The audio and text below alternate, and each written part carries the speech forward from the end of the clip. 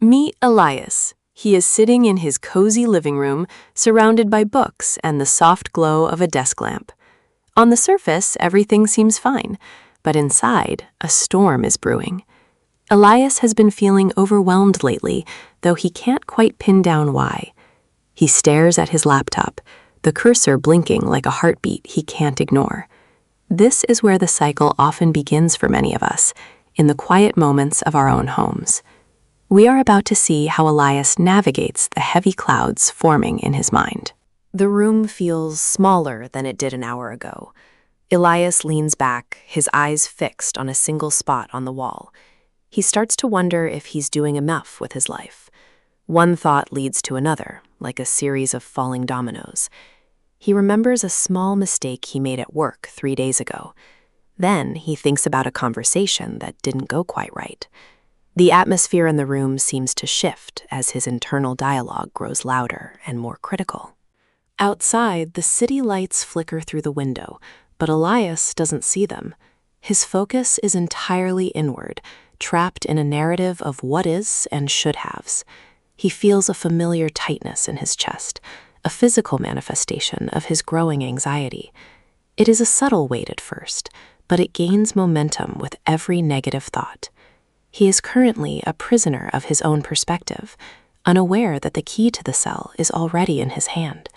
The silence of the apartment only amplifies the noise in his head. Suddenly, a notification pops up on his phone, a reminder of a deadline for tomorrow. This is the trigger that sends the spiral into overdrive. Elias feels his heart rate increase as his mind leaps to the worst-case scenario. He imagines failure, disappointment, and the judgment of others. It's as if a dark ink is spreading through a glass of clear water. The comfort of his sweater and the warmth of the room no longer provide him any solace.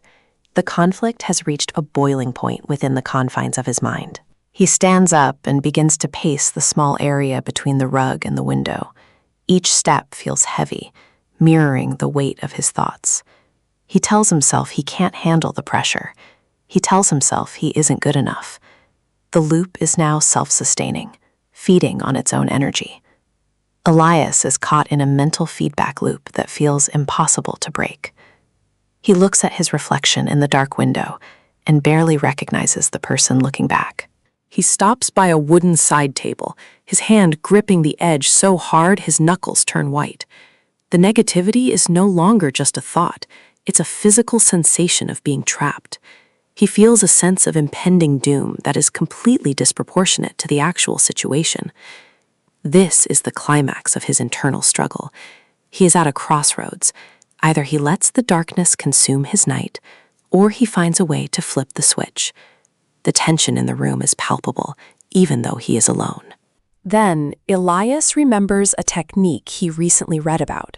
He takes a long, shaky breath and says one word out loud: "Stop." The sound of his own voice in the quiet room acts like a physical barrier. He closes his eyes and visualizes a giant red stop sign in the middle of his mental fog. For a split second, the chatter ceases. It's a small victory, but it's the first step toward regaining control. He stands perfectly still, waiting for the dust to settle in his mind. He employs the 5-4-3-2-1 technique to ground himself back in reality. He opens his eyes and looks at 5 things he can see: the lamp, a blue book, his laptop, a plant, and his own hands. By forcing his brain to focus on external sensory details, he pulls energy away from the negative spiral. The abstract fears begin to lose their power when confronted with the concrete reality of his living room. He is no longer in the future or the past. He is right here, right now. The room feels grounded again. Elias takes another breath, this one deeper and more intentional. He realizes that his thoughts are not facts. They are just mental events.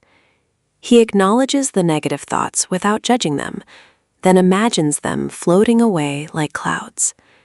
As he does this, the tightness in his chest begins to dissolve.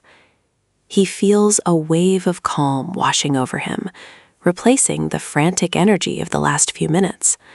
His physiology is shifting, and his brain is following suit. The air in the room feels lighter. To solidify the change, Elias changes his physical posture. He stands up straight, pulls his shoulders back, and stretches his arms wide. He chooses to smile, even if it feels a bit forced at first, knowing that the physical act of smiling can trigger positive neurochemicals. He feels a surge of power returning to him. He is no longer a victim of his circumstances or his thoughts. He is the architect of his own mental state. This physical shift marks the turning point of his evening. He returns to his desk, but this time with a sense of perspective. He looks at the notification on his phone and realizes it's just a task, not a measure of his worth. He breaks the project down into 3 small, manageable steps. The overwhelming mountain has become a series of small hills that he knows he can climb. The resolution is clear. Action is the antidote to anxiety. Elias picks up a pen and writes down his plan with a steady hand. He is in charge now. The cozy living room now feels like a sanctuary again. The warm light from the lamp reflects off the glass of a water bottle on his desk, creating a peaceful shimmer. Elias feels a sense of gratitude for this moment of clarity. He understands that negative thinking will return, but he now has the tools to face it. It's not about never having a negative thought. It's about not letting that thought build a home in your mind. He takes a sip of water, feeling refreshed and renewed. Looking out the window, the city lights now look beautiful and full of opportunity rather than cold and distant. Elias realizes that the world hasn't changed, but his perception of it has.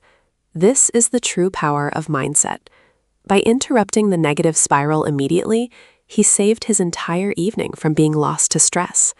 He feels a quiet confidence that he can handle whatever tomorrow brings. He is ready to rest, his mind finally at peace with itself. The moral of Elias's story is simple. Your thoughts are a choice, even when they feel automatic.